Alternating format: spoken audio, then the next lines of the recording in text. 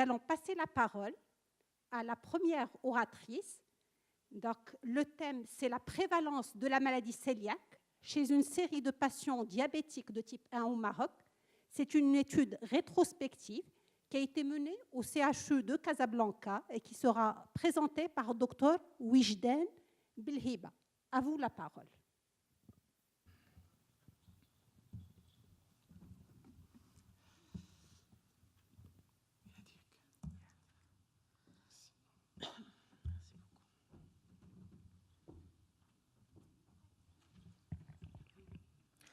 Chère modératrice, honorable assistance, permettez-moi de vous présenter ma présentation intitulée « La prévalence de la maladie cœliaque chez les enfants diabétiques de type 1 ».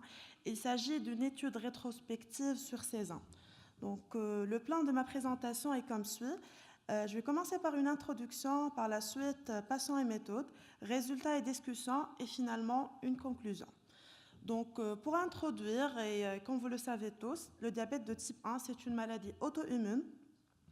Elle est caractérisée par la destruction sélective des cellules productrices d'insuline, et puis c'est jusqu'à la perte de 80 à 90% de ces cellules. Ainsi que la maladie cœliaque, c'est une maladie auto-immune aussi. Donc, elle a pour effet la destruction progressive des villosités de l'intestin grêle par le gluten.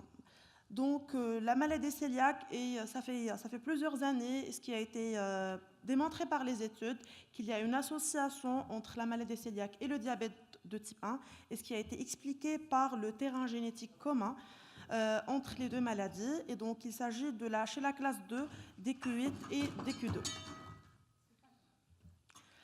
Donc,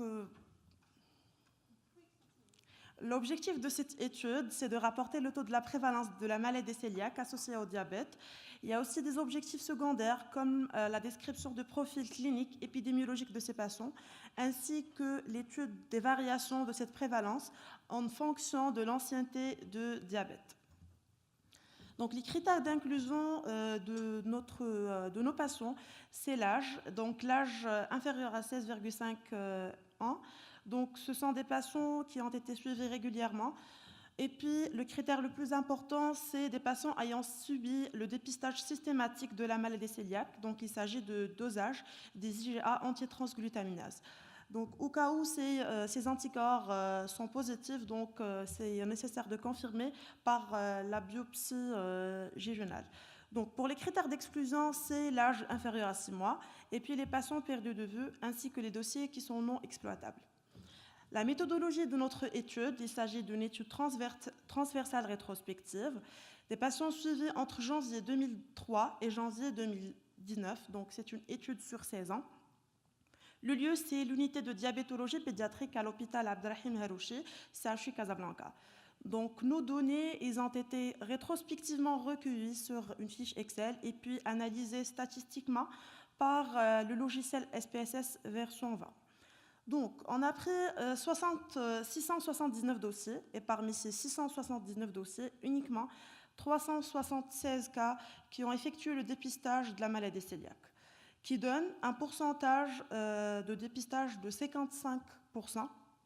Et donc, il reste 45% des patients qui n'ont pas subi le dépistage de la maladie cœliaque. Donc, notre population elle est constituée de 172 filles ainsi que 204 garçons, donc le sexe ratio est de 1,18. L'âge moyen de cette population est 10,3 plus ou moins 3,8, ainsi que l'âge moyen du diabète, c'est 4,8 plus ou moins 3,4. La moyenne de l'hémoglobine glyquée au moment du diagnostic du diabète, c'est 9,5 plus ou moins 2. Alors, notre population, 27%,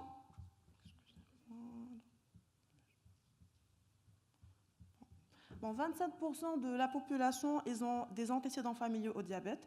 Parmi ces 27%, 36% ils ont des antécédents familiaux d'origine paternelle, 19% d'origine maternelle et 6% fraternelle. Donc, parmi ces patients qui ont des antécédents familiaux pour le diabète, donc 44%, ce sont des antécédents qui ont un diabète de type 1 et 56%, ils ont un diabète de type 2. Donc, parmi les 376 cas qui ont effectué le dépistage de la maladie cœliaque, On a trouvé 28 cas qui ont la maladie cœliaque et donc qui donnent une prévalence de 7,4%. La moyenne d'âge, c'est 9,4, plus ou moins 3, et 15 filles et puis 13 garçons. Donc sur le graphique ici, parmi les 28 cas qui ont la maladie cœliaque, deux patients ils ont développé la maladie cœliaque bien avant l'apparition du diabète. 3 cas ils ont été diagnostiqués maladie cœliaque et diabète de type 1 au même moment. Et puis, 3 cas, ils ont développé la maladie cœliaque dans les 6 mois qui suivent l'apparition du diabète. Et pour le reste, c'est 20 patients. Donc, c'est une moyenne de 2 ans. C'est-à-dire qu'ils développent la maladie cœliaque dans une moyenne de 2 ans après l'apparition du diabète. Donc, la prévalence moyenne de la maladie cœliaque confirmée par la biopsie chez le diabète de type 1 est de 4,5% versus 1% de la population générale. Nous avons rapporté une prévalence de 7,4%.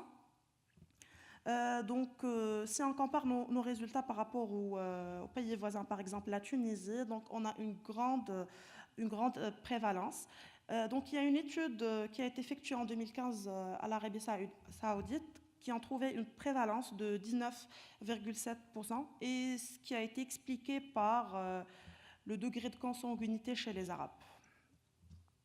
Donc, pour conclure ma présentation, nous avons rapporté une prévalence parmi les plus hautes de la littérature concernant la maladie cœliaque. Et ce qui a pour but, c'est de souligner l'intérêt de l'élargissement de la stratégie de dépistage dans nos pratiques, vu l'implication de la maladie cœliaque associée au diabète, et dans le contrôle métabolique et dans la survenue des complications ultérieures. Et merci pour votre attention.